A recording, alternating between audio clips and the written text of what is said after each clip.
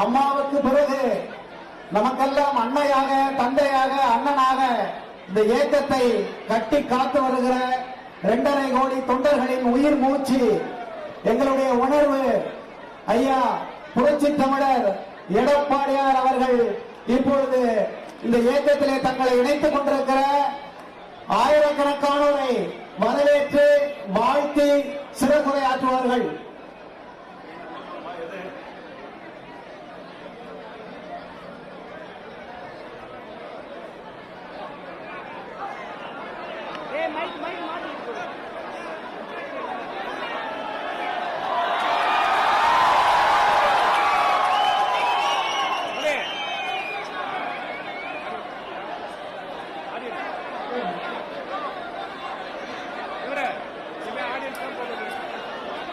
பொன்மனச்சம்பல் புரட்சித் தலைவர் எம்ஜிஆர் அவர்களையும் இதரின் புரட்சித் தலைவர் அம்மாவையும் வணங்கி மயிலாடுதுறை மாவட்ட கழகத்தின் சார்பாக சீர்காழியிலே சீரும் சிறப்போடும் பல்வேறு கட்சியிலிருந்து விலகி இன்றைய தினம் அனைத்து இந்திய அண்ணா திராவிட முன்னேற்ற கழகத்தில் இணைகின்ற இணைப்பு விழா நிகழ்ச்சியிலே கலந்து கொண்டு சிறப்பித்துக் கொண்டிருக்கின்ற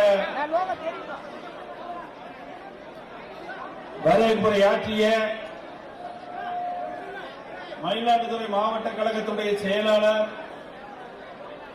முன்னாள் சட்டப்பேரவை உறுப்பினர் அறிவு சகோதரத்திலே எஸ் பவுன்ராஜ் அவர்களே, இந்த சிறப்பான நிகழ்ச்சியிலே கலந்து கொண்டு வாழ்த்துரை வழங்கிய முன்னாள் அமைச்சர், கழக அமைப்பு செயலாளர், நாகப்பட்டினம் மாவட்ட கழகத்துடைய செயலாளர் அண்ணன் OS மணியன் அவர்களே, மாநில இளைஞனுடைய இணை செயலாளர் சகோதரர் கோமல் அன்பரசன் அவர்களே, மரியாதைக்குரிய முன்னாள் MLA சகோதரி பாரதி அவர்களே, முன்னாள் MLA சகோதரி திருமதி சக்தி அவர்களே, முன்னாள் MLA சகோதரி ராதாகிருஷ்ணன் அவர்களே, முன்னாள் MP அறிவிச்சர் திரு பாரதி மோகன் அவர்களே, இந்த இணைப்பு விழா நிகழ்ச்சியிலே சிறப்பு அழைப்பாளராக கலந்து கொண்டு சிறப்பித்துக் கொண்டிருக்கின்ற மாவட்ட கழக செயலாளர், சட்டமன்ற உறுப்பினர், அறிவிச்சர் வழக்கறிஞர் அருள்மொழி தேவன் அவர்களே, மாவட்ட கழக செயலாளர், சட்டப்பேரவை உறுப்பினர், அறிவிச்சர் திரு K. பாண்டியன் அவர்களே, மாவட்ட கழக செயலாளர், முன்னாள் MLA அறிவிச்சர் குமரகுரு அவர்களே, கழக அமைப்பு செயலாளர், முன்னாள் MLA அறிவிச்சர் முருகமாறன் அவர்களே, கழக அமைப்பு செயலாளர், முன்னாள் MLA சகோதரர் திரு ஆசைமணி அவர்களே, முன்னாள் MLA மாநகர் கும்பகோணம் மாநகர செயலாளர் அறிவிச்சர் ராமநாதன் அவர்களே, கழக பேரவை துணை செயலாளர் ஒன்றிச்ச அறிவிச்சர் அசோக்குமார் அவர்களே, தஞ்சாவூர் மத்திய மாவட்டத்தினுடைய செயலாளர் அறிவிச்சர் சேகர் அவர்களே, மற்றும் நிகழ்ச்சிகளை கலந்து கொண்டு சிறப்பித்துக் கொண்டிருக்கின்ற முன்னாள் அமைச்சர் திருமதி செல்வி ராமஜெயம் அவர்களே, மேடையிலே வீட்டிருக்கின்ற அனைத்து இந்திய முன்னாள் MLA அறிவிச்சர் சந்திரமோகன் அவர்களே, மேடையிலே வீட்டுக்கின்ற மாவட்ட கழகத்துடைய நிர்வாகிகளே, சார்பு மாவட்ட பொறுப்பாளர்களே, இந்த இணைப்பு விழா நிகழ்ச்சிகளை கலந்து கொண்டு சிறப்பித்துக் கொண்டிருக்கின்ற நகர கழக செயலாளர்களே, ஒன்றிய கழக செயலாளர்களே, பேர் கழக செயலாளர்களே, கிளைக்கழகத்துடைய செயலாளர்களே, இந்த சிறப்பான நிகழ்ச்சிகளை கலந்து கொண்டு சிறப்பித்துக் கொண்டிருக்கின்ற கழகத்திலே பல்வேறு பொறுப்புகளை வைக்கின்ற நிர்வாகிகளை, இன்றைய தினம் தங்களை அனைத்து இந்திய அண்ணா திராவிட முன்னேற்ற கழகத்தில் இணைத்துக் கொள்ள வரியிருந்து அமர்ந்திருக்கின்ற திராவிட முன்னேற்ற கழகத்தைச் சேர்ந்து அந்த கட்சியிலிருந்து விலகி கழகத்தில் இணைகின்ற சகோதர சகோதரிகளே, முஸ்லிமிக் கட்சியிலிருந்து விலகி கழகத்தில் இணைகின்ற அன்பு சகோதரர்களே, மற்றும் அம்மா மக்கள் முன்னேற்ற கழகம், மனிதநேய மக்கள் கட்சி, நாம் தமிழர் கட்சி, தேமுதிக, கிறிஸ்தவர்கள் மற்றும் பல்வேறு கட்சியிலிருந்து விலகி இன்றைய தினம் இந்த நிகழ்ச்சியின் மூலமாக தங்களை கழகத்தில் இணைந்து கொள்ள வருகின்ற அனைத்து நல்ல உள்ளங்களுக்கும் என்னுடைய மனமார்ந்த வரவேற்பும் நன்றியும் இந்த நேரத்தில் தெரிவித்துக் கொள்கிறேன். அதோட முன்னாள் எம்எல்ஏ புராசாமி அவர்களே மற்றும் இந்த சிறப்பான நிகழ்ச்சியை கலந்து கொண்டு சிறப்பித்துக் கொண்டிருக்கின்ற கழக உடன்பிறப்புகளை, பெரியவர்களை, தாய்மார்களே, பத்திரிகையாளர் உடன்பிறப்புகளை அனைவருக்கும் என்னுடைய முதற்க நன்றி கலந்த வணக்கத்தை உறுத்தாக்குகின்றேன். இன்றைய தினம் சகோதரி முன்னாள் சட்டப்பேரவை உறுப்பினர் திருமதி சக்தி அவருடைய இல்ல திருமணம். அந்த திருமண விழா நிகழ்ச்சியை நான் கலந்து கொள்ள முடியாத ஒரு சூழ்நிலை. அப்பொழுது சட்டமன்றம் நடைபெற்றுக் கொண்டிருக்கின்ற காரணத்தினாலே அந்த நிகழ்ச்சியிலே பங்கு பெற முடியவில்லை. இருந்தாலும் சகோதரி சக்தி அவர்களும் மாவட்ட கலைஞர் அறிவிச்சவர் பவுன்ராஜ் அவர்களும் எப்படியாவது நீங்கள் சீர்காழிக்கு வந்து மணமக்களை வாழ்த்த வேண்டும் என்று அன்பு வேண்டுகோளுக்கு இணங்க இன்றைய தினம் சீர்காழிக்கு வந்து அந்த மணமக்களை வாழ்த்தி உங்களை சந்திக்கக்கூடிய பாக்கியம் சகோதரி சக்தி மூலம் கிடைத்திருக்கின்றது. அறிவிச்சவர் பவுன்ராஜ் அவர்கள் ஏற்கனவே என்னிடத்திலே கேட்டார். கிட்டத்தட்ட நான் குறிப்பிட்ட கட்சியில் இருந்து சுமார் 3000 பேர் விலகி அனைத்து இந்திய அண்ணா திராவிட முன்னேற்ற கழகத்தில் சேர்கின்ற மிகப்பெரிய இணைப்பு விழா. இந்த இணைப்பு விழா நிகழ்ச்சிக்கு நீங்கள் நேரடியாக என்னுடைய மயிலாடுதுறை மாவட்டத்திற்கு வர வேண்டும் என்று அன்பு வேண்டுகோள் விடுத்தார். அப்பொழுது வர முடியாத ஒரு சூழ்நிலை. ஆனால் அறிவு சகோதரி திருமதி சக்தி அவருடைய இல்ல திருமண விழா நிகழ்ச்சியிலே கலந்து கொள்கின்ற போது இந்த நிகழ்ச்சியிலே வைத்துக் கொள்ளலாம் என்று அவரிடத்திலே தெரிவித்தவுடன் அவரும் அதை ஒத்துக்கொண்டு இங்கே மிக சிறப்பாக எழுச்சியாக பல்வேறு கட்சியிலிருந்து விலகி இன்றைய தினம் கழகத்தில் இணைப்பு விழா நிகழ்ச்சி நடந்து கொண்டிருக்கிறது. அதற்கு அறிவிச்சவர் மாவட்ட செயலர் இந்த நேரத்தில் மனமாற உளமாற பாராட்ட கடமைப்பட்டிருக்கிறார். இன்றைய தினம் தமிழகத்தில் எத்தனையோ கட்சிகள் இருக்கின்றன. ஆனால் அனைத்து இந்திய அண்ணா திராவிட முன்னேற்ற கழக கட்சி தான் தொண்டரால்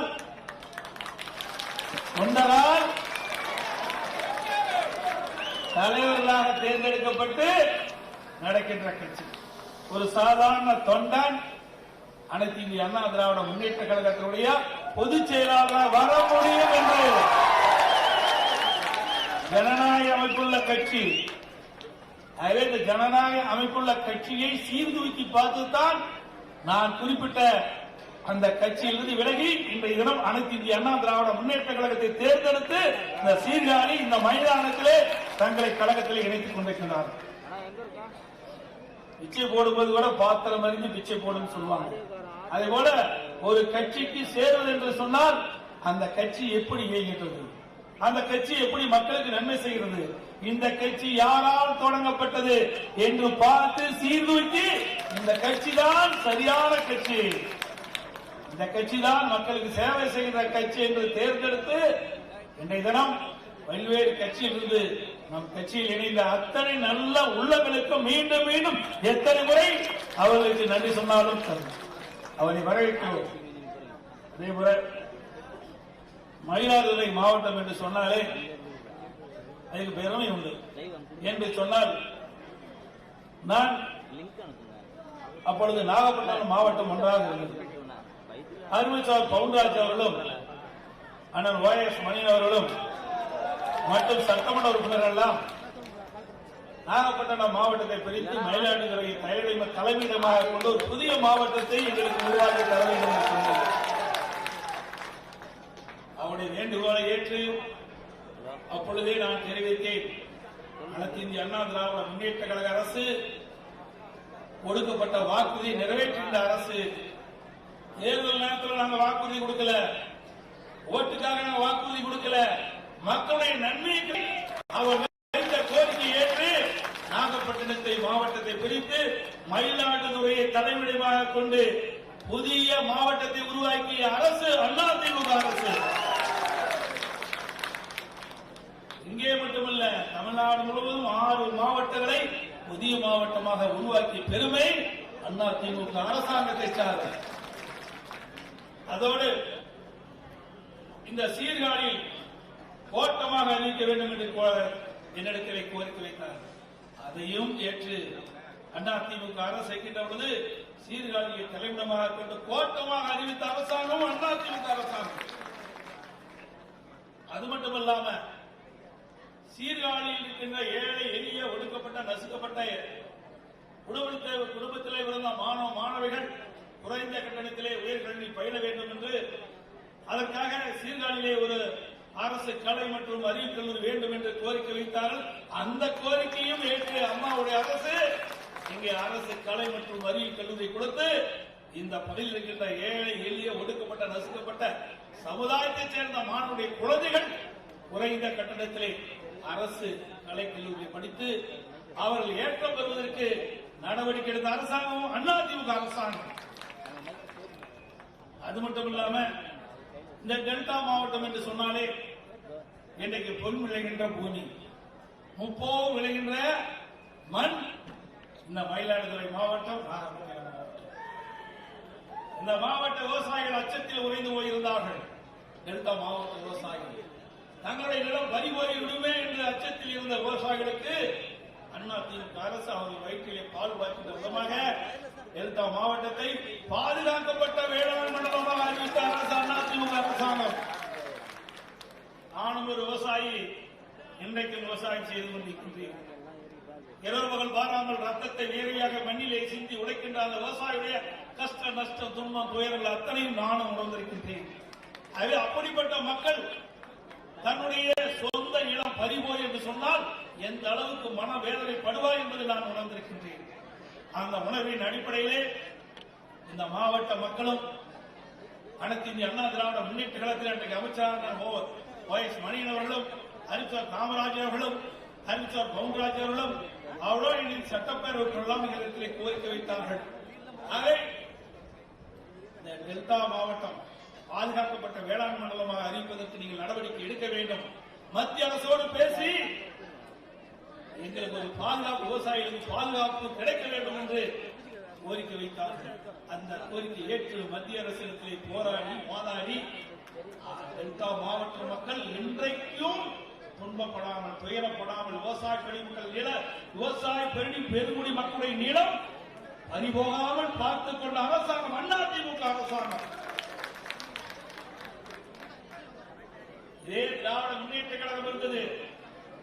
இந்த ஸ்டாலின் அவர்கள் அமைச்சராக இருந்த காலம், கருணாநிதி அவர்கள் முதலமைச்சர் இருந்த காலம், அந்த காலகட்டத்தில் இந்த மீத்தேனுக்கு புரிந்துணர்வு ஒப்பந்தம் போட்டது ஸ்டாலின். நல்லா ஞாபகம் வச்சுக்கங்க. டெல்டா மாவட்டத்தில் இருக்கிற விவசாய குடிமக்கள், விவசாய தொழிலாளர்கள் எண்ணி பார்க்க வேண்டும். இந்த மீத்தேன் அது வருவதற்கு புரிந்துணர்வு ஒப்பந்தம் போட்டவர் இன்றைய முதலமைச்சர் ஸ்டாலின் அவர்கள். அதை தடுத்து நிறுத்தியது அனைத்து இந்திய அண்ணா திராவிட முன்னேற்ற கழக அரசாங்கம் எண்ணி பார்க்க வேண்டும். ஒரு அரசாங்கம் ஆலை என்று சொன்னால் மக்கள் படுகின்ற துன்பத்தை பார்த்து அந்த துன்பத்திலிருந்து மக்களை விடுவிக்க வேண்டும். அது எங்களுடைய அரசியலை பார்த்தீர்கள். அதே நேரத்தில் ஒரு அரசாங்கம் அமைக்கப்பட்டால் துன்பம் ஏற்படுவதற்கு துணையாக இருந்த அரசாங்கம் திமுக அரசாங்கம். இதுதான் அதிமுகவுக்கு திமுகவுக்குள்ள வேறுபாடு. அது மட்டும் இல்லாம இன்றைக்கு குடிமராமத்து திட்டம் அற்புதமான திட்டம். இன்றைக்கு மயிலாடுதுறை மாவட்டம், நாகப்பட்டினம் மாவட்டம், திருவாரூர் மாவட்டம், தஞ்சை மாவட்டம், திருச்சி மாவட்டம் போன்ற மாவட்டங்கள் டெல்டா மாவட்ட பகுதிகள். இந்த பகுதியில் இருக்கின்ற ஏரி குளம் குட்டைகள் எல்லாம் பல ஆண்டுகளாக தூர்வாரப்படாமல் இருந்தது. பெய்கின்ற மழை நீர், நாகையிலே வருகின்ற நீர் உபரியாக வெளியேறி கடலில் போய் வீணாக கலக்கிறது.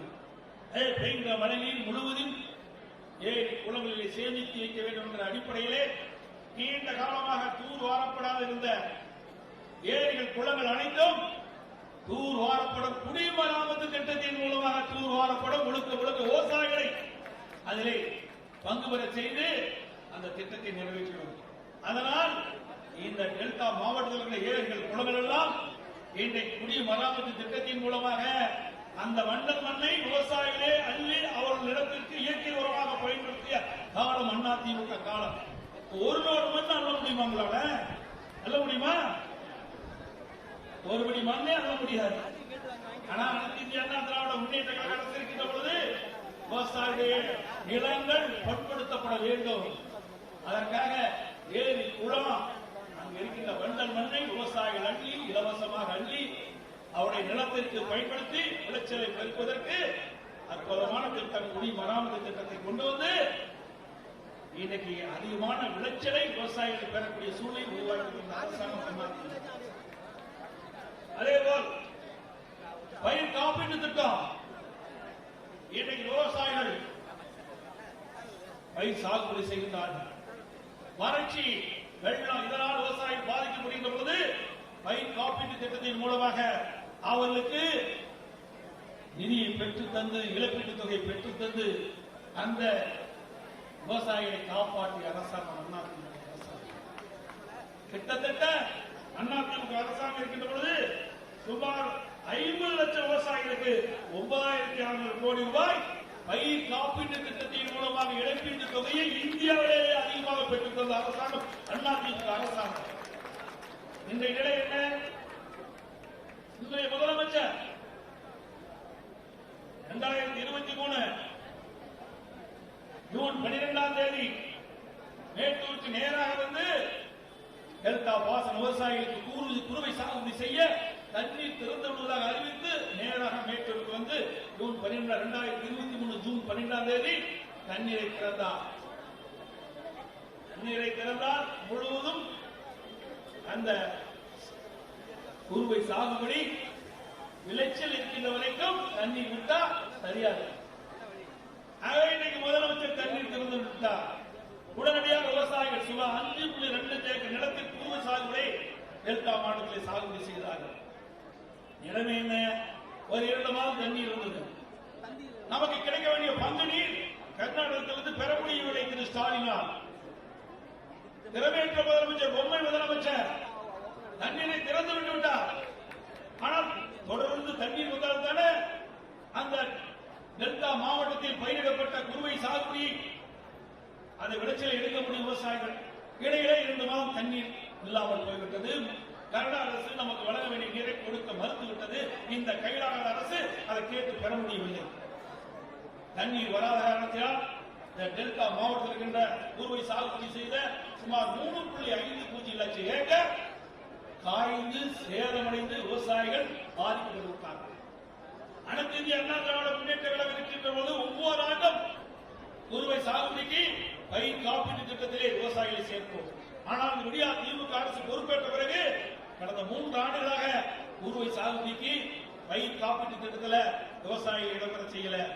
அதனால 2023ஆம் ஆண்டு தண்ணீரை திறந்துவிட்ட பிறகு இந்த குறுவை சாகுபடி செய்த விவசாயிகளை பயிர் காப்பீட்டு திட்டத்தில் இடம்பெறாத காரணத்தினாலே 3 லட்சம் ஏக்கர் குறுவை சாகுபடி காய்ந்து சேதமடைந்து விட்டது. அந்த 3 லட்சம் ஏக்கர் சேதமடைந்த விவசாயிகளுக்கு பல லட்சம் விவசாயிகளுக்கு பயிர் காப்பீட்டு திட்டத்தின் மூலமாக இழப்பீடு தொகை கிடைக்கப்படவில்லை. ஒரு ஹெக்டருக்கு 84,000 ரூபாய் கிடைச்சிருக்கும். பயிர் காப்பீட்டு திட்டத்தின் மூலமாக குறுவை சாகுபடி செய்த விவசாயிகளுக்கு பயிர் காப்பீட்டு திட்டம் இடம்பெற செய்திருந்தால் ஒரு ஹெக்டேர் பாதிக்கப்பட்டிருந்தால் இழப்பீட்டு தொகை 84,000 ரூபாய் கிடைச்சிருக்கும்.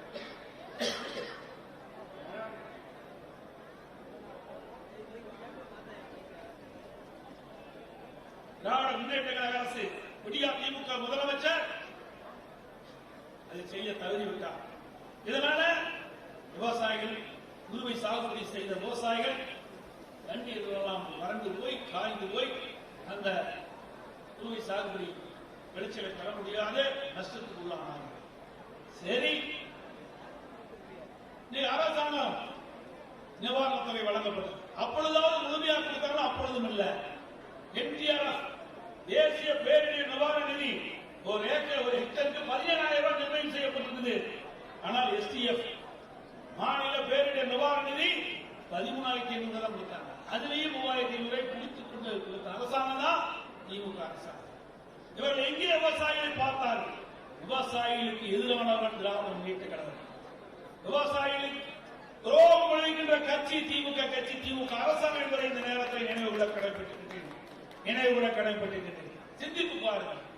மத்திய அரசு நிர்ணயிக்கப்பட்ட அந்த தொகை கூட பாதிக்கப்பட்ட அந்த குறுவை சாகுபடி செய்த பாதிக்கப்பட்ட விவசாயிகளுக்கு தர மறுக்கின்ற அரசாங்கமா விவசாயிகளுக்கு காக்கின்ற அரசாங்கம்? அது மட்டுமல்ல, 2023 அதிலிருந்து இன்னைக்கு பாரத பிரதமர் குடியிருப்பு திட்டம், பாரத பிரதமர் வீடு கட்டும் திட்டம், அந்த திட்டத்தை நிறுத்திவிட்டார்கள். ஏழை எளிய மக்களுக்கு அந்த திட்டத்தின் மூலம் வீடு கட்டுகின்ற திட்டம் இருந்தது. அந்த திட்டத்தையும் கைவிட்டு மத்திய அரசு கைவிட்டு மாநில அரசு கைவிட்டது. இப்படி ஏழைகளுக்கு வீடு கட்டி தர முடியும்? சிந்தித்து பாருங்கள். அனைத்து இந்திய அண்ணா திராவிட முன்னேற்ற கழக அரசு இருந்த பொழுது அம்மா பசு வீடுகளை கொடுத்தார்கள். ஏழை மக்களுக்கு பசு வீடுகளை கட்டி கொடுத்து அழகு பார்த்த தெய்வம் அம்மா. அதை தொடர்ந்து நாங்கள் கடைபிடிச்சோம்.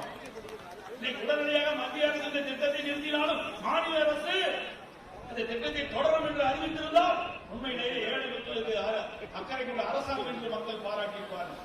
ஆனால் இன்றைய தினம் மத்திய அரசின் மூலமாக அந்த ஏழை மக்களுக்கு கிடைக்கப்படுகின்ற இந்த வீடு கட்டு திட்டம் கைவிடப்பட்டது, மாநில அரசும் கைவிடப்பட்டது. இதுதான் இன்றைய நிலை.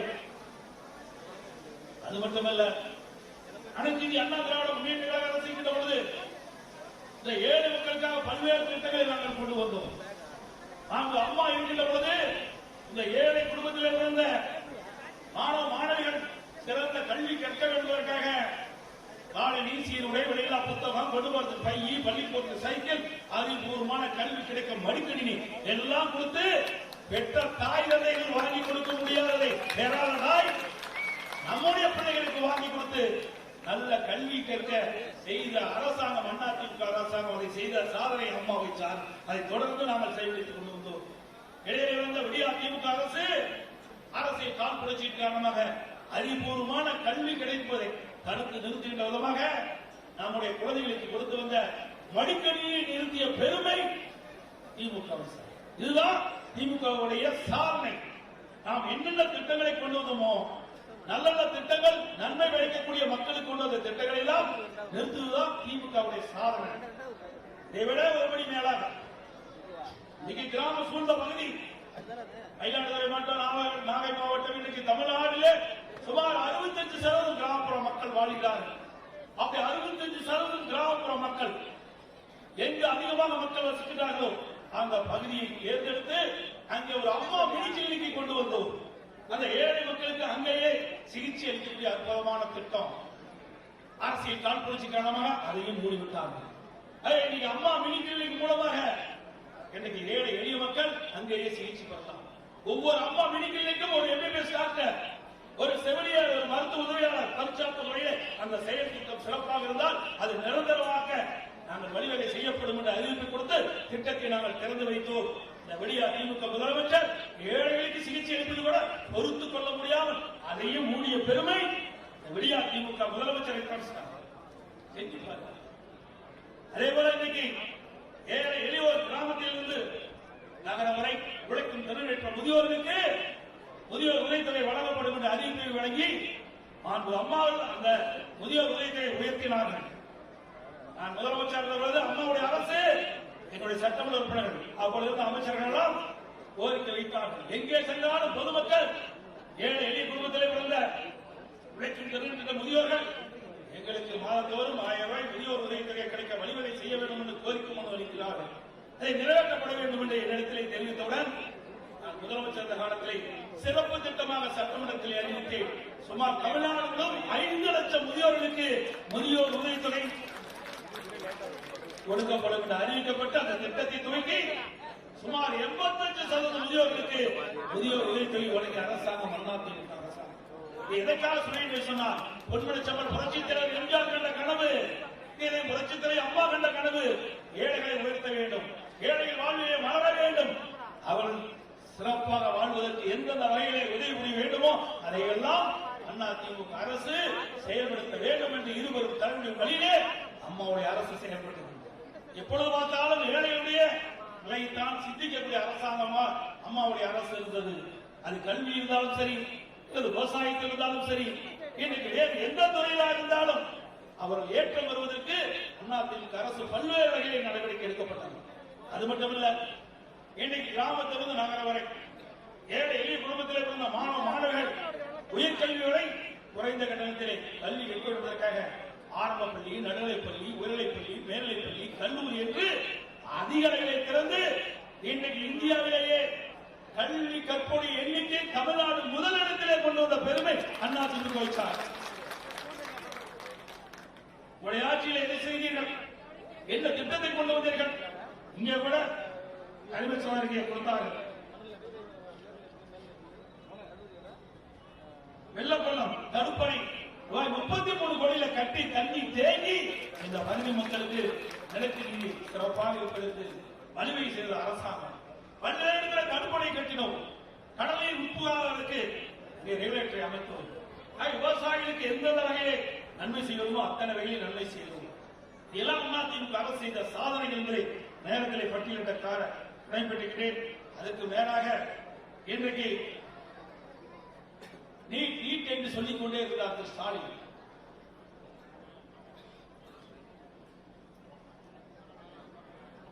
அந்த நீட் தேர்வை திமுக ஆட்சி அமைந்தவுடன் ரத்து செய்யப்படும் என்று அறிவிப்பு வெளியிட்டார். 2021 சட்டமன்ற பொதுத் தேர்தல் போது ஊரூரா பேசினாங்க. ஆட்சிக்கு வந்தாங்க. அப்பொழுது தேர்தல் பிரச்சாரத்தின் போது திரு ஸ்டாலினுடைய மகன் திரு உதயநிதி ஸ்டாலின் திமுக ஆட்சிக்கு வந்தவுடன் முதல் கையெழுத்து நீட் தேர்வு ரத்து செய்யப்படும். ஆட்சிக்கு வந்து 3 வருஷம் ஆச்சு. என்ன செஞ்சது? இன்னைக்கு பல்வேறு கூட்டத்தில் பேசுறார் உதயநிதி ஸ்டாலின். நீட் தேர்வை ரத்து செய்ததற்கு ரகசியம் என்று சொன்னார். இன்ன வரைக்கும் ரகசியத்தை கண்டே பிடிக்க முடியல. ஒரு கையெழுத்துல நீட் தேர்வை ரத்து செய்யப்படும் என்று சொல்லிவிட்டு பல லட்சம் கையெழுத்துக்களை நீட் தேர்வுக்கு ரத்து செய்வதற்கு ஜனாதிபதியிடம் கொடுப்பதற்காக கையெழுப்பு வாங்கி அண்மையிலே சேலத்தில் நடந்த இளைஞர் மாநாட்டிலே இளைஞர் மாநில மாநாட்டிலே அந்த கையொப்பம் வாங்கின கடிதங்கள் எல்லாம் இன்றைக்கு சிதற விட்டு காலிலே விதிப்பட்டு குப்பை தொட்டிக்கு போன காட்சி. இதுதான் திமுக அரசுடைய வரலாறு. எதையுமே செய்ய மாட்டாங்க. அறிவிப்பது மிக பிரமாண்டமா இருக்கும். மக்களை ஏமாற்றுவதிலே பிரமாண்டமாக இருக்கும். கவர்ச்சிகளால் பேசுவதிலே முதலிடம் வைப்பார்கள். ஆனால் சாதனையிலே எதுவுமே இருக்காது, பூஜ்ஜியமா இருக்கும். அதுதான் திமுக. அது மட்டுமல்ல, அண்ணா திமுகவை பொறுத்த வரைக்கும் இந்த நீட் தேர்வுக்கு பதிலாக இந்த நீட் தேர்வு ரத்து செய்யப்படும் வரை அரசு பள்ளியிலே படிக்கின்ற மாணவ செல்வங்கள், இந்த பகுதியெல்லாம் கிராமப்புற பகுதி. நானும் கிராமத்தில் வாழ்ந்தவன், அரசாங்க பள்ளியில படித்தவன். இன்றைக்கு அரசு பள்ளியில் படிக்கின்ற மாணவர்கள் ஏழை எளிய மாணவர்கள், நடுத்தர குடும்பத்தைச் சேர்ந்த மாணவர்கள், அவர்களுக்கு மருத்துவராக வேண்டும், பல் மருத்துவராக வேண்டும் என்ற கனவு, அதை நனவாக்க வேண்டும் என்று அம்மாவுடைய அரசு திட்டம் போட்டது. 2017-18 நான் முதலமைச்சர் இருந்த காலத்தில் நீட் தேர்வுல அரசு பள்ளியில் படித்த மாணவர்கள் 41%, 3,80,000 பேர் அரசு பள்ளியில் படிக்கின்ற மாணவர்கள் 41% இருக்கின்ற மாணவர்களுக்கு ஒரு 9 பேர் தான் நீட் தேர்வுல தேர்வு செய்து இன்றைக்கு மருத்துவ இடத்துக்கு போனாங்க. மருத்துவ கல்வி பயில்வதற்காக போனாங்க. எவ்வளவு? 41% படிக்கின்ற அரசு பள்ளியில் படிக்கின்ற மாணவர்கள் சுமார் 3,80,000 பேர் அரசு பள்ளியில் படிக்கின்ற மாணவர்கள் 2017-18 நீட் தேர்வில் 9 பேர் தான் இன்றைக்கு மருத்துவ கல்வி படிப்பதற்காக சென்றார்கள். நான் சிந்தித்து பார்த்தேன். அப்பொழுது மருத்துவ இடம், அரசருடைய மருத்துவ இடஒதுக்கீடு 3,145 இடம். 3,145 இடத்துல சுமார் 41% படிக்கின்ற அரசு பள்ளியில் படிக்கின்ற மாணவர்கள் 9 பேர் போயிருக்கிறாங்கன்னா அவருடைய ஏழ்மை நிலையை சிந்தித்து பார்த்தோம். அவர்களும் மருத்துவராக வேண்டும், பல் மருத்துவராக வேண்டும் என்று எதிர்கட்சிகள் கோரிக்கை வைக்கல, பொதுமக்கள் கோரிக்கை வைக்கல. இன்றைக்கு ஏழைகளுக்காக ஆட்சி செய்கின்ற அம்மாவுடைய அரசாங்கம் சிந்தனையிலே உதிக்கப்பட்ட அற்புதமான திட்டம் 7.5% உள் இடஒதுக்கீடை கொண்டு வந்து சட்டம் இயற்றப்பட்டு அமல்படுத்தப்பட்டு இன்றைய தினம் 2,160 பேர் இன்றைக்கு மருத்துவக் கல்லூரியில் படிக்கிறார்கள், பல் மருத்துவர்களில் படிக்கிறார்கள். இது சாதனை அல்லவா? அதற்கு மேல் ஒரு படி முதற்கட்டமாக 7.5% உள் இடஒதுக்கீட்டிலே தேர்வு செய்த மாணவர்கள் என்னை சந்தித்தார்கள். நீங்க உள் இடஒதுக்கீட்டில் இன்றைக்கு மருத்துவ இடம் கிடைத்து விட்டது, ஆனால் அந்த மருத்துவ கல்வி கட்டணம் எங்களால் செலுத்த முடியவில்லை. நாங்கள் சாதாரண ஏழை குடும்பத்திலே பிறந்தவர்கள், அன்றாடம் வேலைக்கு சென்றால் தான் எங்கள் வீட்டிலே அடுப்பு எரியும் என்று அடுத்த வாழுகின்ற மக்களுக்கு எங்கே மருத்துவ கல்வி கட்டணம் கட்ட முடியும்? நாம் ஏழ்மையில் இருக்கின்றோம், இதுக்கு ஒரு வழி வேண்டும் என்று சொன்னார்கள்.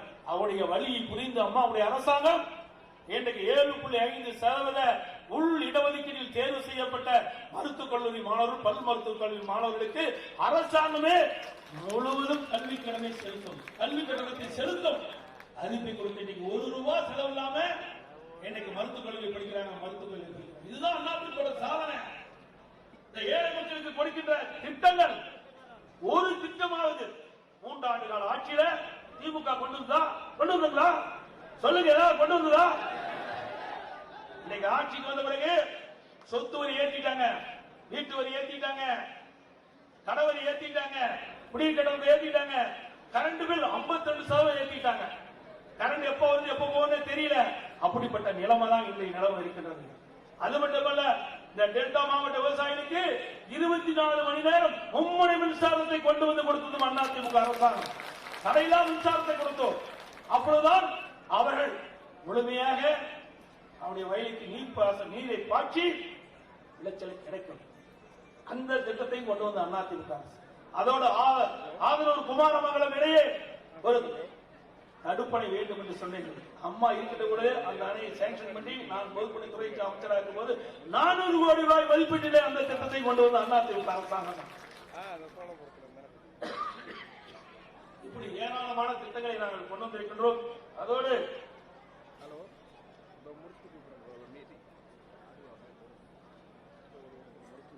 அதிமுக ஆட்சியில் தான் இஸ்லாமியர்களுக்கு நிறைய நன்மைகளை நாங்கள் செஞ்சிருக்கிறோம். இன்னைக்கு திமுக பாரதிய ஜனதா கட்சியோடு விலகிய உடனே திமுக கிறிஸ்துவ பெருமக்களை அழைச்சி உங்களுக்கு என்னென்ன வேணும்னு கேட்டாங்க. 3 ஆண்டு காலமாக கிறிஸ்துவ மக்களுக்கு கண்ணுக்கு தெரியல. 3 ஆண்டு காலமாக கிறிஸ்துவ பெருமக்களுக்கு கண்ணுக்கு தெரியல. விடியா திமுக முதலமைச்சருக்கு நாங்க பாரதிய ஜனதா கட்சியோட கூட்டணி இல்லை என்று சொன்னாலே கிறிஸ்துவ பெருமக்களும் இஸ்லாமிய பெருமக்களும் எங்களை நாடியுடன் திமுக முதலமைச்சர் அழைத்து அமர வச்சு பேசுகிறார், அவருடைய கோரிக்கை கேட்கிறார். அப்படி என்று சொன்னால் அதிமுக என்ற ஒரு கட்சி இருக்கின்ற காரணத்தில்தான் இந்த சிறுபான்மை மக்களுக்கு பாதுகாப்பாக கொடுத்துக் கொண்டிருக்கின்றன அமர வேண்டும். அது மட்டுமல்ல, நேற்றைய தினம் கூட இஸ்லாமிய பெருமக்களுடைய முக்கிய தலைவர்களை அழைத்து முதலமைச்சர் பேசியிருக்கிறார். ஏன் 3 வருஷமா கண்ணு தெரியாதா முதலமைச்சருக்கு? 3 ஆண்டு காலம் இஸ்லாமிய பெருமக்களை கண்டுகொள்ளவே இல்லை. நேற்றைய தினம் அந்த இஸ்லாமிய பெருமக்களை அழைத்து உங்களுக்கு என்னென்ன கோரிக்கை என்று இப்பொழுதுதான் இன்றைய முதலமைச்சருக்கு ஞாபகம் வந்திருக்கிறது. இஸ்லாமிய பெருமக்களுடைய கஷ்டங்களை புரிந்து கொள்வதற்காக நேற்றைய தினம் அவர்களை சந்தித்து பல்வேறு அறிவிப்புகளை வெளியிட்டதாக பத்திரிகையில பார்த்தேன். இதெல்லாம் யாரால் வந்தது? அனைத்து இந்திய அண்ணா திராவிட முன்னேற்ற கழகம் என்ற கட்சி கேள்வி கேட்டதனால் வந்தது. அதே கிறிஸ்தவ பெருமக்களுக்கும் இஸ்லாமிய பெருமக்களுக்கும் தேவையான நன்மைகளை இந்த அரசு கொடுக்க வேண்டும். தேர்தல் நேரத்தில் நீங்கள் வாக்குறுதி கொடுத்தீர்கள். கிறிஸ்தவ பெருமக்களுக்கும்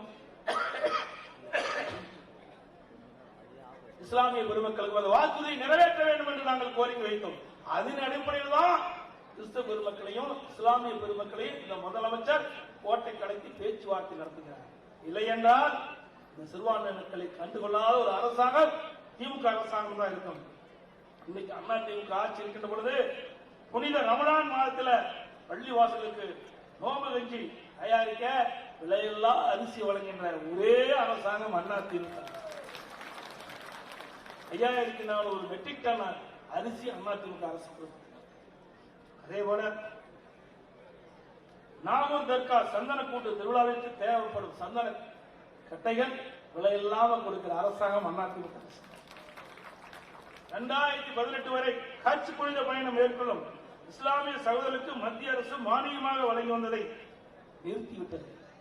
உடனடியாக இஸ்லாமிய பெருமக்கள் இடத்தில் இருந்து கோரிக்கை வைத்தார்கள். ஆக அந்த மானியம் தொடர வேண்டும் என்று கோரிக்கை வைத்தார்கள். அம்மாவுடைய அரசு 2019 முதல் அம்மாவின் ஹஜ் புனிதம் மேற்கொள்ள 6 கோடி கொடுத்து வந்ததை 12 கோடியாக உயர்த்தி வழங்கிய அரசாங்கம் அதிமுக அரசாங்கம். இதனால 2021 மட்டும் 8166 இஸ்லாமிய பெருமக்கள் ஹஜ் புனித பயணம் மேற்கொள்வதற்கு துணை நின்ற அரசாங்கம் அதிமுக அரசாங்கம். அதே போல ஹஜ் புனித பயணம் மேற்கொள்வதற்கு இன்னைக்கு தமிழ்நாட்டிலிருந்து பல்வேறு இடங்களிலிருந்து சென்னைக்கு வந்து அங்கிருந்து செல்றாங்க, அங்கிருந்து போகிறாங்க. ஆகவே சென்னையிலிருந்து சென்னைக்கு வருகின்ற அந்த இஸ்லாமிய பெருமக்களுக்கு ஹஜ் புனித பள்ளம் மேற்கொள்ளுகின்ற அந்த புனித பயணம் மேற்கொள்கின்ற அந்த இஸ்லாமிய பெருமக்களுக்கு தங்கும் வசதி ஏற்படுத்துவதற்காக ஹஜ்ஜிலும் 15 கோடியில கட்டப்படும் என்ற அறிவிப்பு கொடுத்து அதற்கு திட்டத்தை துவக்கி வைத்ததும் அதிமுக அரசாங்கம். 2016 முதல் ஹாஜிகளுக்கு மாதந்தோறும் 20,000 ரூபாய் மதிப்பூதிய வழங்கும் திட்டத்தை கொண்டு வந்ததும் அதிமுக அரசு. உலமாக்கள் மற்றும் மோதினார்களுக்கு ஓய்வூதிய பயன் எண்ணிக்கை 2400 இருந்து 2600 உயர்த்தப்பட்டது. அதுவும் அம்மாவுடைய அரசு. அதோட ஓய்வூதிய 750 3000 உயர்த்தப்பட்டது. உலமாக்களுக்கு இருசக்கர வாகனம் வாங்க 25,000 ரூபாய் மானியம், அதுவும் அம்மாவுடைய அரசு தான் கொடுக்கப்பட்டது. வக்பாரியத்திற்கு ஆண்டு நிர்வாக மானியம் அம்மாவுடைய அரசு 2 கோடி ரூபாய் உயர்த்தியது. பள்ளி வாசல், தற்காகள், பழுதுவார்த்தல் மற்றும் புனரமைப்பு பணிகளை மேற்கொள்ள தொகுப்பு நிதி 3 கோடி ரூபாய் உருவாக்கப்பட்டது. இஸ்லாமிய வகுப்பினருக்கு நேரடி நியமன முறையில் நிரப்பப்படாத பணியிடங்களுக்கு முன்கொணர்வு முறையை நீடிக்க அரசாணை வெளியிடப்பட்டதும் அதிமுக அரசு. 2018 ஆண்டு கஜா புயல் பெருமழை வெள்ளத்தால் நாகூர் தர்காவிற்கு சொந்தமான குளக்கரை சுற்றுச்சுவர் சேதமடைய செய்தி கேட்டு நானே நேரடியாக நாகூர் தர்காவுக்கு சென்று அந்த குளக்கரையை பார்வையிட்டு அவர் வைத்த கோரிக்கையை நிறைவேற்றுகின்றதுமாக 4 கோடி 25 லட்சம் ரூபாய் கொடுத்து குளக்கரையை சீர் செய்ததும் அம்மாவுடைய அரசாங்கம்.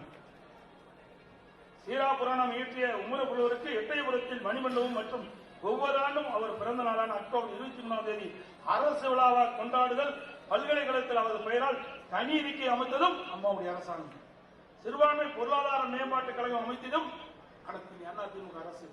தமிழ்நாடு அரசு பணியாளர் தேர்வனத்தின் தலைவர் முதலில் இஸ்லாமிய சமுதாயத்தைச் சேர்ந்த பெண்மணி திருமதி காஷ்மீர் அகமது IAS ஒருவரை நியமித்த பெருமைப்படுத்தியது அதிமுக. லாபத்துக்கு மேலாக இந்திய நாட்டுடைய ஜனாதிபதி 2002ஆம் ஆண்டு டாக்டர் மறைந்த APJ அப்துல் கலாம் அவர்களுக்கு ஜனாதிபதியாக போட்டியிட்டார். நான் அம்மா அவர்களை ஆதரித்தார். அவர்களை தேர்ந்தெடுத்த பெருமை அதிமுக சார். இந்த நாட்டினுடைய ஜனாதிபதி அதுதான் உயர்ந்த பதவி. அப்படிப்பட்ட உயர்ந்த பதவிக்கு அனைத்து அண்ணா திராவிட முன்னேற்ற கழகம் டாக்டர் அப்துல் கலாம் அவர்கள் ஜனாதிபதி வேட்பாளராக போட்டியிட்ட போது அவரை ஆதரித்து தேர்ந்தெடுக்கப்பட்டோம். ஆனால் அவரை எதிர்த்து போட்டியிட்டவருக்கு வாக்களித்தது திமுக. இவரா சிறுபான்மை மக்களை ஆதரிக்கவில்லை, இவரா சிறுபான்மை மக்களை தூக்கிவிடவர். சிந்திச்சு பாருங்கள், தமிழ்நாட்டைச் சேர்ந்த ஒருவர் இந்திய நாட்டுடைய ஜனாதிபதியாக வருவதற்கு வாக்களிக்காம அவருக்கு எதிராக போட்டியிட்ட வேட்பாளருக்கு வாக்களித்தவர் தான் இன்றைக்கு முதலமைச்சர் ஸ்டாலின் என்பதை நேரத்தில் கோடிட்டு காட்ட விரும்புகின்றேன். அதே போல 2019ஆம் ஆண்டு இன்றைக்கு பாரத ரத்னா டாக்டர் APM அப்துல் கலாம் கலை மற்றும் அறிவியல் கல்லூரி 2019ஆம் ஆண்டு இன்றைக்கு ராமநாதபுரத்தில் துவக்கணும். இப்படி பல திட்டங்களை அதிமுக அரசாங்கம் இருக்கின்ற பொழுது இஸ்லாமிய பொதுமக்களுக்கு நன்மை செய்த அரசாங்கம் என்பதை எண்ணி பார்க்க வேண்டும். கிறிஸ்துவ பொதுமக்களுக்கும் ஏராள நன்மைகளை நாங்கள் செய்து கொடுக்கிறோம் என்பதையும் இந்த நேரத்தில் தெரிவித்து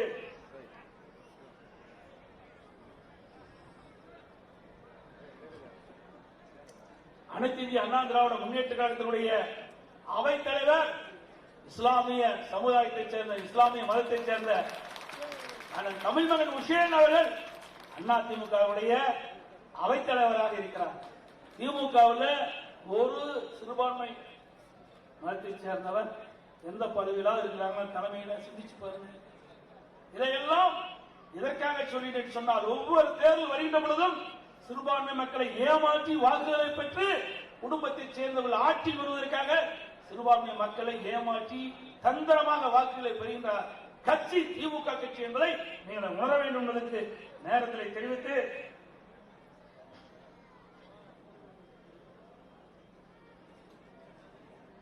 அனைத்து இந்திய அண்ணா திராவிட முன்னேற்ற கழகத்தை பொறுத்தவரைக்கும் மக்களுக்காக தொடங்கப்பட்ட இயக்கம் பொன்மனச்செம்மல் புரட்சித் தலைவர் எம்ஜிஆர் அவர்கள், இதே புரட்சித் தலைவர் அம்மாவர்கள் இருவரும் தலைவர்களும் மக்களுடைய கஷ்ட நஷ்ட துன்ப துயரங்களை துடைத்தெறிந்து அந்த மக்கள் ஏற்றம் பெற வேண்டும். தமிழ்நாடு இந்தியாவிலே முதன்மை மாநிலம் ஆக வேண்டும் என்பதற்காக இரவு பகல் பாகாமல் உழைத்து மக்களை தன் பிள்ளைகளை போல் நேசித்து கட்சியும் ஆட்சியும் அடைத்த நம்முடைய அதிமுக என்ற மாபெரும் இயக்கம் இன்றைக்கு வருகின்ற நாடாளுமன்ற தேர்தல் விரைவிலே வரைக்கின்றன. இந்த நாடாளுமன்ற தேர்தலே கிட்டத்தட்ட ஏப்ரல் மாதம் நாடாளுமன்ற தேர்தல் வர இருக்கின்றன. இந்த நாடாளுமன்ற தேர்தலில் அனைத்து இந்திய அண்ணா திராவிட முன்னேற்ற கழகம் அல்லது அதன் கூட்டணி கட்சி சேர்ந்தவர் இங்கே போட்டியிடுகின்ற பொழுது அவருக்கு வாக்களித்து அவரை வெற்றி பெற செய்து இந்த மயிலாடுதுறை மாவட்டத்தில் பிரச்சனைகளை நாடாளுமன்றத்திலே உங்களுடைய குரல் ஒலிக்க எங்களுடைய வேட்பாளரை ஆதரிக்க வேண்டும் என்று இந்த நல்ல நேரத்தில் கேட்டு மிகச் சிறப்பாக எழுச்சியாக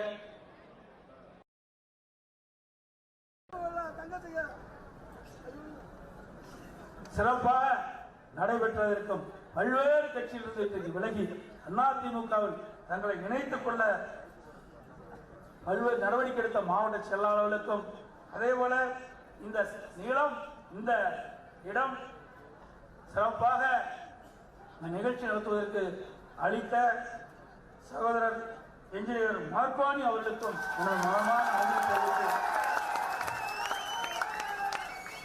இந்த டெல்டா மாவட்டம் இன்றைக்கு பல ஆண்டு காலமாக காவிரி நதிநீர் பிரச்சனைக்காக போராடி வந்தது. அந்த காவிரி நதிநீர் பிரச்சனைக்கும் தீர்வு கண்ட அரசாங்கம் அதிமுக அரசாங்கம். அந்த உச்சநீதிமன்ற தீர்ப்பை கூட இன்றைக்கு பாதுகாக்க முடியாத நிலை இன்றைக்கு தமிழ்நாடு அரசுக்கு வந்திருக்குது. திமுக அரசாங்கம் வந்திருக்கின்ற எண்ணி பார்க்க வேண்டும். நான் ஏற்கனவே இன்றைக்கு அறிக்கை விட்டிருக்கிறேன், நல்லா படிச்சிருக்கீங்க. இன்றைக்கு நிலைமை மோசமாகி கொண்டு போயிருக்கின்றது. இன்றைக்கு திமுக காங்கிரஸ் கூட்டணியாய் இடம்பெற்றிருக்கின்றார்கள். அந்த கூட்டணி கட்சி இடம்பெற்றிருக்கிற காரணத்தால இன்றைக்கு கர்நாடகத்தில் காங்கிரஸ் ஆட்சி நடந்துட்டு இருக்குது. இன்றைக்கு தமிழ்நாட்டில் திமுக ஆட்சி. 2 பேரும் இந்தியா கூட்டணியில் அங்க வைக்கிறாங்க. ஏன் இன்றைய முதலமைச்சர் அங்கே கேட்டு தண்ணீர் பெற முடியல? சிந்திச்சு பாருங்க. அதெல்லாம் அவருக்கு அக்கறை இல்ல. தன் குடும்பத்தை சேர்ந்தவர்களுக்கு அதிகாரம் வேண்டும், மத்தியில் ஆட்சி அதிகாரத்துக்கு வேண்டும், தாங்கள் கொள்ளையடித்த பணத்தை காப்பாற்ற வேண்டும். அதுதான் அவருடைய தலையான பிரச்சனையாக இருந்து கொண்டிருக்கின்றது. நாட்டு மக்களை கவலைப்படாத முதலமைச்சர் இன்றைய முதலமைச்சர். நாட்டு மக்களை பற்றி கவலைப்படாத முதலமைச்சர் இன்றைய முதலமைச்சர். உண்மையிலேயே இன்றைக்கு தமிழகத்திற்கு இவர் நினைத்திருந்தால் தண்ணீரை பெற முடியும். ஏனால் கர்நாடக அணையிலே கிட்டத்தட்ட 80% நீர் இருப்பு இருக்கின்றது. ஒவ்வொரு மாதமும் உச்ச நீதிமன்றம் அளித்த தீர்ப்பின்படி நமக்கு கிடைக்க வேண்டிய பங்கு நீரை இவர்கள் முறையாக தமிழ்நாடு அரசு இன்றைய முதலமைச்சர் ஸ்டாலின் இன்றைக்கு கர்நாடகத்தோடு பேசி பெற்றிருக்கலாம். காவிரி மேலாண்மை ஆணையத்தோடு பேசி பெற்றிருக்கலாம். அதையெல்லாம் செய்ய தவறிய விடியா திமுக அரசுக்கு வருகின்ற நாடாளுமன்றத்திலே தகுந்த தண்டனை வழங்க வேண்டும். நீங்கள் கொடுக்கின்ற தண்டனை சாதாரண தண்டனையாக இருக்கக்கூடாது. இன்னைக்கு நாட்டு மக்களை பார்க்காத அரசாங்கம் விடியா திமுக அரசு. நாட்டு மக்களுக்கு நன்மை செய்யாத அரசாங்கம் திமுக அரசு. வீட்டு மக்கள் இன்றைக்கு அதிகாரம் வேண்டும் என்பதற்காக துடித்துக் கொண்டிருக்கின்ற விடியா திமுக அரசுக்கு, விடியா திமுக கட்சிக்கு வருகின்ற நாடாளுமன்ற தேர்தலில் நீங்கள் தகுந்த பதிலடி கொடுக்க வேண்டும். அப்படி கொடுத்தால்தான் தமிழ்நாட்டை காப்பாற்ற. இன்றைக்கு தமிழ்நாடு மிக மோசமான நிலைக்கு சென்று கொண்டிருக்கின்றது. எனக்கு எல்லா வகையிலும் இன்னைக்கு பின்னடைவு ஏற்பட்டுக் கொண்டிருக்கின்றோம். ஸ்டாலின் பேசுகிறார், பல்வேறு இடங்களில் பேசுகிறார், சட்டமன்றத்தில் பேசுகின்றார். இந்தியாவிலே முதன்மை மாநிலம் தமிழ்நாடு என்று சொல்கிறார். எதுல? கடன் வாங்குவதிலே முதல் மாநிலம். இந்தியாவிலேயே கடன் வாங்குவதிலே முதல் மாநிலம் தமிழ்நாடு. எதுல முதல் மாநிலம்? திட்டத்தை கொண்டாந்துருக்கிறியா? பாலத்தை கட்டிருக்கியா? ரோட்டை போட்டிருக்கியா? தடுப்பணை கட்டிருக்கியா? இன்றைக்கு கர்நாடகத்திலிருந்து போராடி வாதாடி தண்ணீரை பெற்று விவசாயிகளுக்கு கொடுத்திருக்கிறியா? நாம் கொண்டு வந்த சட்டத்தையாவது பாதுகாத்திருக்கிறியா? ஏழை மக்களுக்கு எந்த திட்டத்தை கொண்டு வந்திருக்கிறது? எதுல நீ சிறந்த முதலமைச்சர்? ஊழல் செய்தியிலே சிறந்த முதலமைச்சர் ஸ்டாலின். நம்பர் 1 முதலமைச்சர் என்று சொன்னால் ஊழல் செய்தியிலே நம்பர் 1. தமிழ்நாட்டிலே கடன் வாங்குவதிலே நம்பர் 1. இதுதான் நம்பர் 1 இருக்கின்ற நிலை. இந்த நிலை என்பதை நீங்கள் உணர்ந்து வருகின்ற நாடாளுமன்ற தேர்தலில் அனைத்து இந்திய அண்ணா திராவிட முன்னேற்ற கூட்டணிக்கும் உங்களுடைய வாக்குகளை சிந்தாமல் சிதறாமல் வாக்களித்து எங்களுடைய வேட்பாளரை வெற்றி பெற செய்து தமிழ்நாட்டை காப்பாற்றுங்கள். நன்றி, வணக்கம்.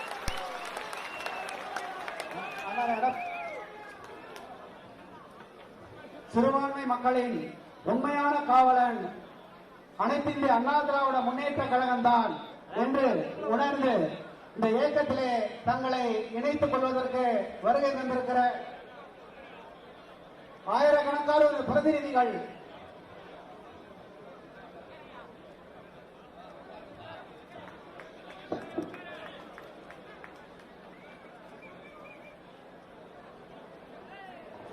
புரட்சி தமிழர் அண்ணன் எடப்பாடியார் அவர்கள் மூவண்ண துண்டினை அணிவித்து இந்த இயக்கத்திற்கு அவர்களை வருக வருக என்று வரவேற்கிறார்கள், வரவேற்று வாழ்த்துகிறார்கள். சிறுபான்மை மக்களை வெறுமனே வாக்கு வங்கிகளாக மட்டும் கருதுகிற திமுக என்கிற அந்த தீய சக்தி அந்த இயக்கத்தில் இருந்து தங்களை உண்மையான சிறுபான்மை மக்களின் காவலர் அண்ணன் எடப்பாடியார் அவர்கள் தலைமையில் இயங்குகிற அனைத்து இந்திய அண்ணா திராவிட முன்னேற்ற கழகத்தில் தங்களை இணைத்துக் கொள்கிற இஸ்லாமிய கிறிஸ்துவ சகோதர சகோதரிகளை மூவண்ண துண்டுகளை அணிவித்து, கருப்பு வெள்ளை சிவப்பு துண்டுகளை அணிவித்து இந்த இயக்கத்திற்கு, இந்த மாபெரும் மக்கள் இயக்கத்திற்கு வருக வருக வருக என்று வரவேற்று வாழ்த்தி அனுப்புகிறார், வாழ்த்துகிறார் புரட்சி தமிழர் அண்ணன் எடப்பாடியார் அவர்கள்.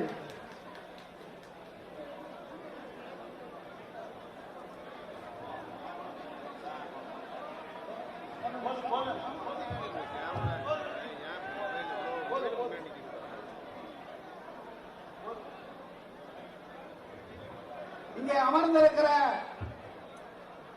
4000த்திற்கும் மேற்பட்ட சகோதர சகோதரனுடைய பிரதிநிதிகள் மேடையில் வந்து எடப்பாடியார் அவர்களுடைய சிறுபான்மையின மக்களின் உண்மையான காவலர் அண்ணன் எடப்பாடியார் அவர்களுடைய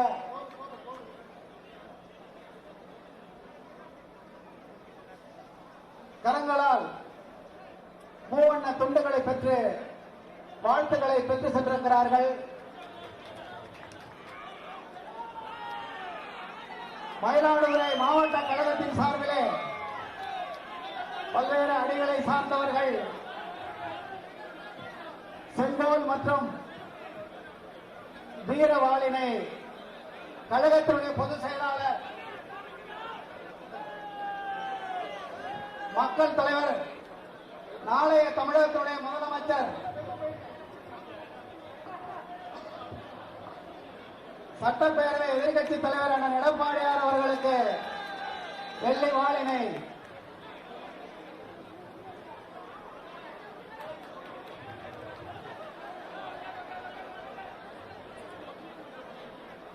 வழங்கி சிறப்பிக்கப்படுகிறது.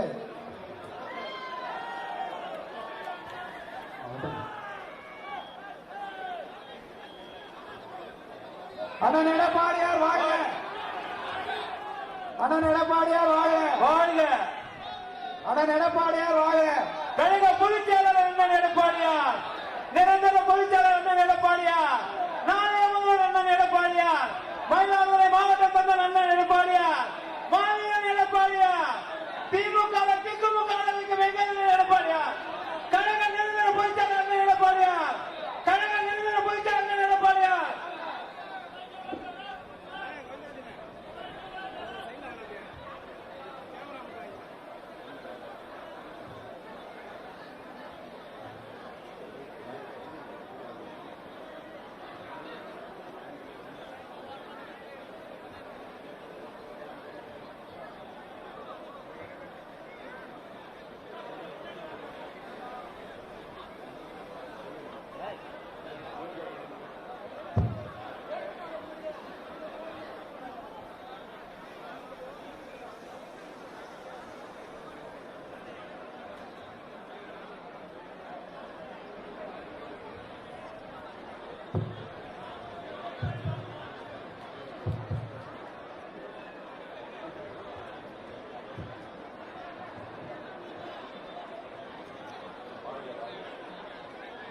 அனைத்து இந்திய அண்ணா திராவிட முன்னேற்ற கழகம், அனைத்து இந்திய அண்ணா திராவிட முன்னேற்ற கழகம், மயிலாடுதுறை மாவட்ட கழகம், மயிலாடுதுறை மாவட்ட கழகம், புரட்சித் தலைவர் அம்மாவின் புகழ், புரட்சித் தலைவர் எம்ஜிஆரின் புகழ், அண்ணன் எடப்பாடியார், அண்ணன் எடப்பாடியார், அண்ணன் எடப்பாடியார், கழக நிரந்தர பொதுச் செயலாளர் அண்ணன் எடப்பாடியார், மாவீரன் எடப்பாடியார், மயிலாடுதுறை மாவட்ட தச்சன் எடப்பாடியார், அண்ணன் எடப்பாடியார், மயிலாடுதுறை மாவட்ட கழகம்.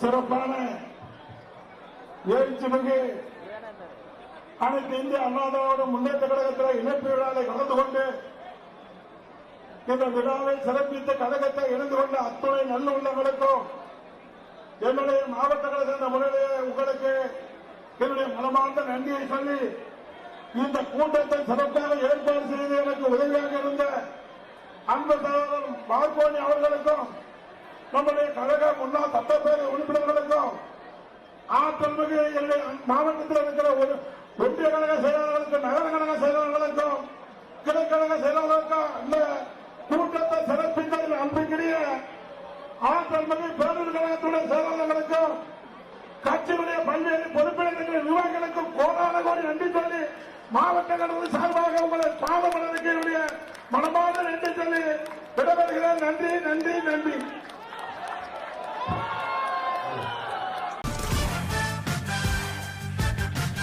உங்களில் ஒருவனான எடப்பாடி பழனிசாமி பேசுகிறேன்.